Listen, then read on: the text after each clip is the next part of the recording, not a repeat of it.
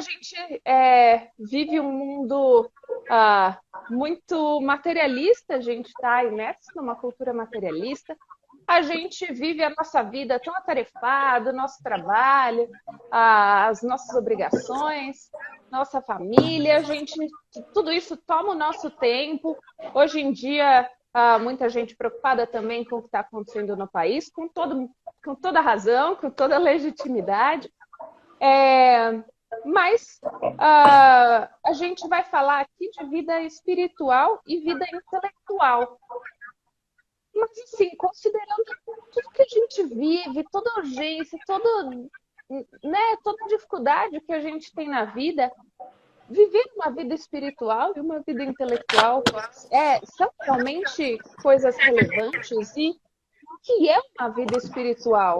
A gente até já não tem tanto essa referência, né? O que é uma vida espiritual? Acho que eu vou começar com essa pergunta e como vivê-la. Vou começar com essa pergunta super aberta e vou deixar aí para vocês saírem nesse bate-papo. Professor Joel? Começar com o Joel? Tranquilo. Boa noite, Andressa. Boa noite, Melqui. Boa noite, pessoal. Para mim é uma alegria poder estar aqui com vocês, conversar um pouco sobre esse assunto, que com certeza é muito necessário, né? Então eu só vou chamar a atenção aqui para alguns pontos, enfim, depois o Melqui também vai colocando algumas coisas e a gente vai conversando, né? Então, quando você diz, por exemplo, para ser bem simples, bem espontâneo, você fala, a gente vive hoje num momento, uma sociedade muito materialista, né? E é interessante, ou seja, filosoficamente falando, a palavra materialismo, ela muitas vezes tem uma dupla significação, né? Ela tem uma ambiguidade, né? Geralmente as pessoas acham que ser materialista ou fazer parte, digamos, de um pensamento materialista, muitas vezes é apenas ser apegado aos bens materiais, né? Às riquezas, enfim, aos prazeres dessa vida, ao bem-estar, digamos assim, os bens materiais podem me dar, as facilitações da minha existência. De fato, existe também esse significado, né? Muitas vezes uma pessoa materialista, ela é apegada aos bens materiais justamente pelo tipo de prazer ou de bem-estar, ou de conforto, ou de facilitações, enfim, que esses bens trazem na vida, tá certo? Só que, e é interessante que tem um segundo significado também, né, que aí já é um pouco mais complexo, né? Que é a ideia de que ser materialista significa ter uma visão de mundo, uma compreensão da realidade, onde você reduz a realidade, você reduz a existência a apenas a existência da substância material. Ou seja, não existe nada que seja diferente ou distinto daquilo que a gente entende por material ou corpóreo, etc. e tal, né? Então, mesmo que eu pense numa realidade extremamente leve e suave, seria tipo uma matéria refinada, né? Então, para muitos autores, quando você fala, por exemplo, de alma, de corpo, até a alma e o corpo também seria constituída, feita de algum tipo de matéria sutil, de matéria leve, né? Então, essa é uma visão materialista da realidade, quer dizer, olha, querendo ou não, tudo que existe tem uma relação ou faz parte dessa substância material, dessa substância corpórea. Então, essas duas concepções, elas acabam se articulando, né, apesar de serem distintas, porque se de fato a realidade se reduz à substância material ou corpórea, etc., né, isso acaba, então, me levando a me preocupar apenas com aquilo que existe e que está presente no tempo e no espaço, e que eu posso apreender pelos meus sentidos, né? Ou seja, os bens dessa vida, os bens materiais, enfim, dessa existência, dessa realidade. Infelizmente, nós sabemos que, historicamente, a dimensão da transcendência, né, ou essa compreensão, essa crença de que a realidade não se reduz ao que eu vejo, ao que eu toco, né? Ao que eu aprendo pelos meus sentidos, ou aquilo que está totalmente submetido ao tempo e ao espaço, etc.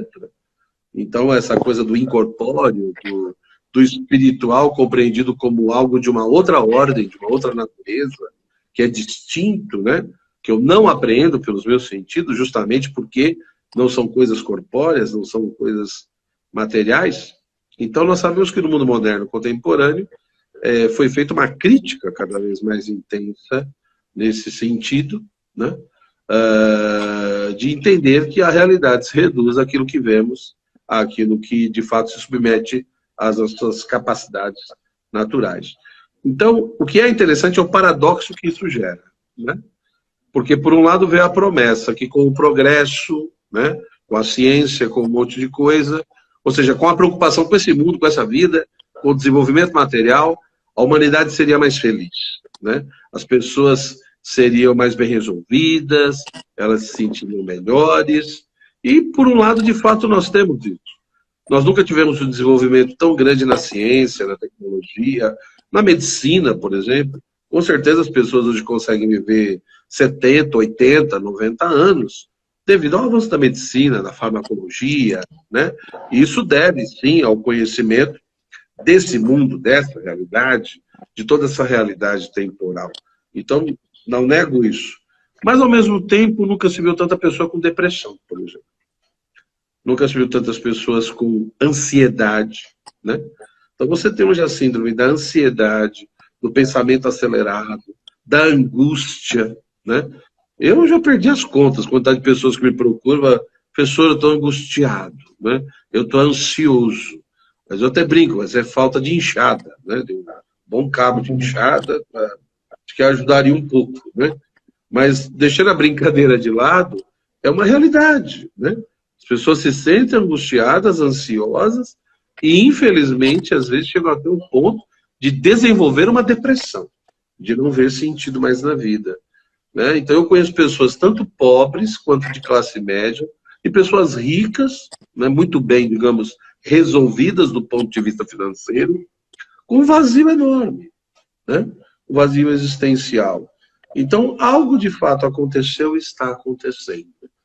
Quer dizer, parece que o ser humano, né, o comer, beber, a vida psicoafetiva, sexual, o ter as coisas, né, o ser bem-sucedido, a fama, a glória, acho que tudo isso tem lugar na vida, mas parece que só isso não preenche, né? Ou seja, parece que a própria vida nos cobra alguma coisa que às vezes nós nem sabemos o que é, né? E fica uma coisa muito estranha, né? Porque pode ver que sempre é aquele discurso, né? Pô, mas você tem tudo que você quer, você tem tudo que você precisa, você tem uma família bonita, você tem carro, você tem essa casa, você tem um emprego tão maravilhoso, você já viajou tanto, né? Por que você é tão ingrato? Por que você só reclama e não sei o quê? E aí a pessoa vai ficando mais ruim ainda, né?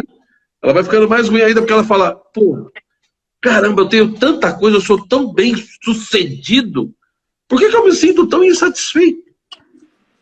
Essa é a grande questão. Então eu diria, Andressa, que da mesma forma que o materialismo tem essa dupla face, a vida espiritual também tem uma dupla face, né? Quando a gente fala em vida espiritual, me parece que a coisa mais comum, falar em vida espiritual, as pessoas já pensam em religião e Deus, né? A questão da prática religiosa, da busca por Deus, né? De uma crença, de uma fé. Não está errado, a vida espiritual tem relação com isso. Só que nós precisamos entender também que, do ponto de vista antropológico, a vida espiritual não é só a busca pelo sagrado, pelo divino. A vida espiritual também significa desenvolver as potencialidades que o ser humano tem, que vão além da sensibilidade, que vão além da nossa animalidade.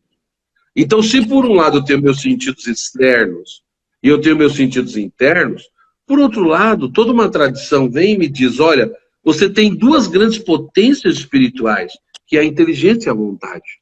E, portanto, eu, enquanto ser humano, eu preciso desenvolver, sim, a minha sensibilidade, a minha corporeidade, toda a minha dimensão física que está articulada a tudo isso. Mas eu também preciso transcender. Eu preciso ir além. Eu preciso ter claro que eu tenho, se por um lado, necessidade de beber, de comer, ou de sexualidade, ou de afetividade, tantas outras coisas, de convívio social, por outro lado também, enquanto ser humano, eu tenho sede da verdade. Eu tenho necessidade do bem. E não é qualquer verdade, não é qualquer bem. É uma verdade, um bem absoluto. É isso que vai satisfazer a minha inteligência, a minha vontade. Me parece que isso nos permite pensar o vínculo da vida espiritual com a vida intelectual. Tanto que um dos pontos que eu mais insisto aqui com várias pessoas que aparecem com problemas angustiantes no espírito é esse ponto de que, sim, o Rivotril ajuda, mas sem fé, esperança e caridade você não vai resolver o seu problema. E sem essas três virtudes, sem fé, esperança e caridade, a gente sempre vai ficar desordenado. Por quê? Porque eu acho que justamente porque o olhar, ele fica totalmente preso na imanência.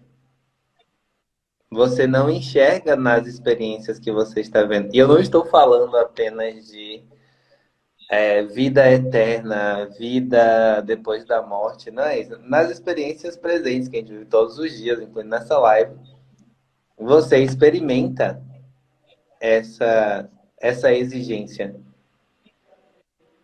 Por exemplo, todo mundo que está aqui provavelmente tem um interesse em ouvir a nós três aqui, porque tem um interesse no ordenamento da alma, tem um interesse pela verdade.